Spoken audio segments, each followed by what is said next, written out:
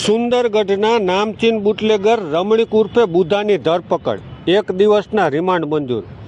બનાવની જાણવા મળતી વિગતો મુજબ હળવદ તાલુકામાં દેશી અને અંગ્રેજી દારૂને ઝડપી પાડવા માટે પોલીસ કાર્યવાહી કરી રહી છે, ત્યારે પોલીસને મળેલી બાતમીના આધારે હળવદ તાલુકાના સુંદરગઢ ગામની સીમમાંથી પાંડા તરફ જવાના રસ્તે કેનાલ પાસે દરોડો પાડતા જમીનમાં કેરબામાં દાટેલી અંગ્રેજી દારૂની 30 બોટલ મળી આવી હતી।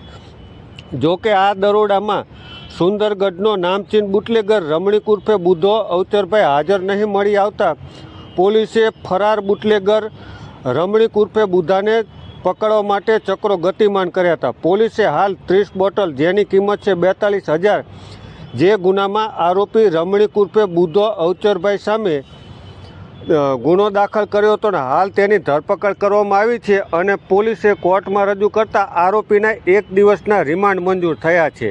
આમ સુંદરગઢનો નામચીન બુટલેગર રમણીક ઉર્ફે બુધાની ધરપકડ થઈ છે અને 1 દિવસના રિમાન્ડ મંજૂર થયા છે।